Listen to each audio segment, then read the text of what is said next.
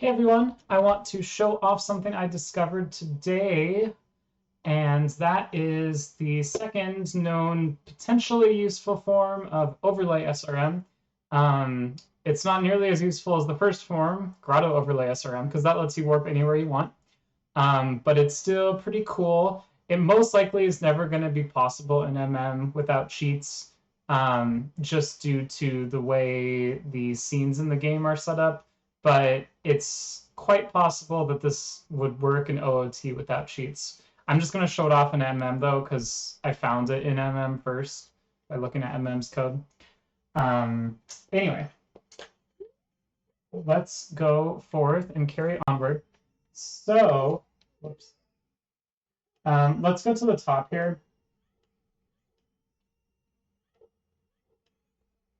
And I could just fly to the top, but I'm going to do it without... Oh, I was going to do it without cheats. Just kidding. I'm going to fly. Okay. So let's go to the top. We're going to enter the this room and then come back out. And that's just to set up the heap a little bit. Like I said, we can't do an actual heap minute for this, but we do need the heap to at least be set up in a way to where we can grab a stale reference. So, okay. So now I'm going to hack Link's actor pointer here.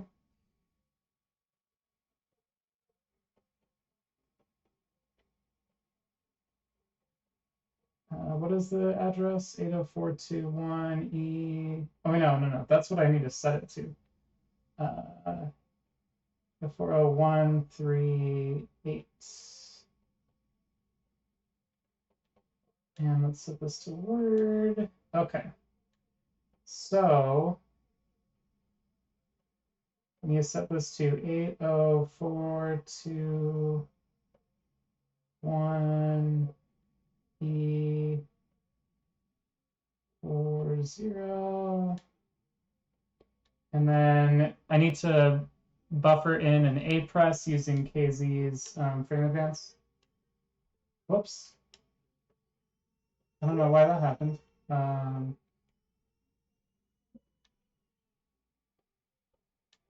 Okay, let me try that again. So 80421E40.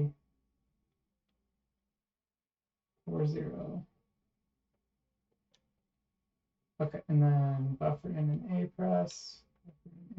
There we go.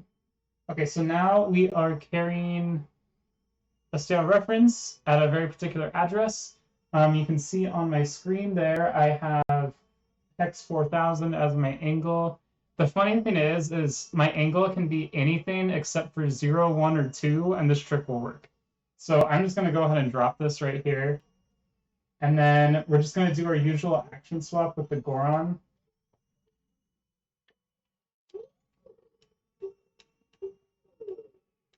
Okay. And then let's just go ahead and light a convenient torch here. It really doesn't matter which one. You have to light it though. And all the torches light up. Well, actually the cutscene activates, which causes the rest of the torches to light up, which is pretty cool. So you can actually light every torch in a room with just one fire source, basically. You only have to light one of them and the rest will follow. So what is actually happening here? Well, it turns out, and give me just a sec and I will switch my screen here. I'm going to turn off the game audio though because the baby crying is kind of annoying.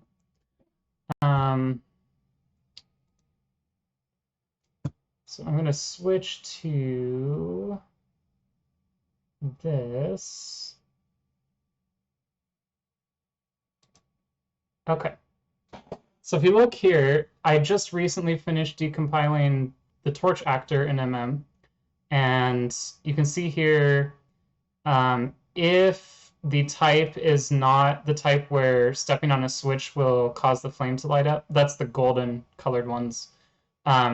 And basically the interaction type is either greater than 0 or less than 0, so anything besides 0, which is why we have to light one of the torches, by the way, because if no torches are being lit, this interaction type is going to be 0.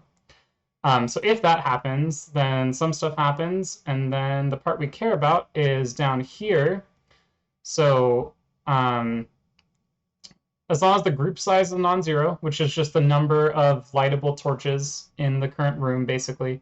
So as long as there are lightable torches in the current room, then what we're going to do, and remember, and we're lighting a torch, because this interaction has to be non-zero. So if we light a torch, and there's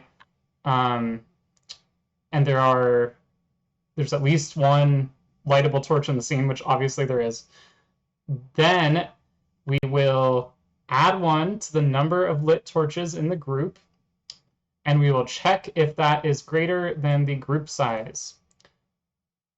And if so, then we will set the pending action to start a cutscene and activate a switch.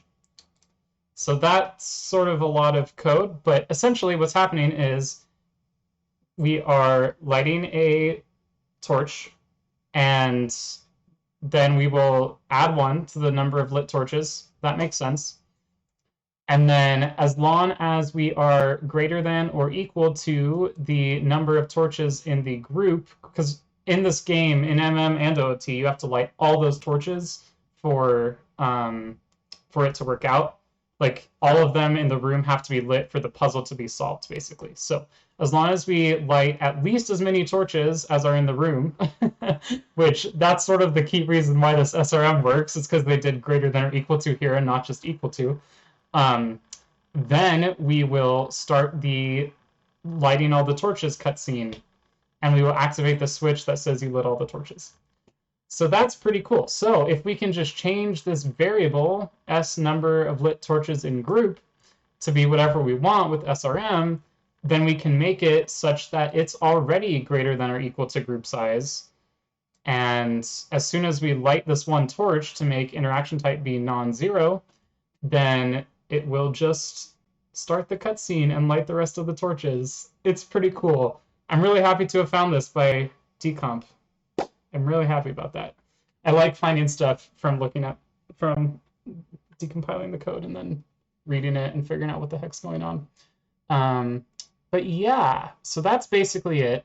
If there are any OOT people watching this video, if you can find a scene in the game that has a N-hall actor, which is the loading hallway, conventionally called a loading plane, which is not a great name for it.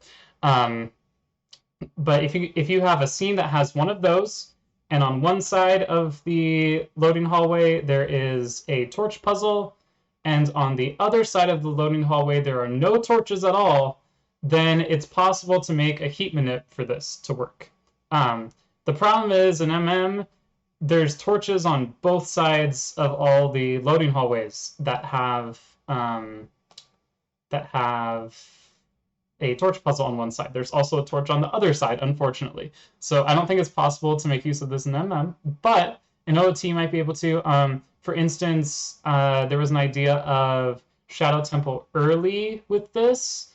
I don't think it's really going to work out, though, because I don't think there's anything to super slide off of on the opposite side of that loading plane that leads to Shadow Temple.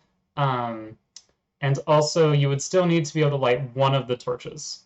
Because remember, you do have to light one. You just don't have to light all of them. So it would basically let you skip Din's fire, sort of. But you would still need, like, Fire Arrow or something.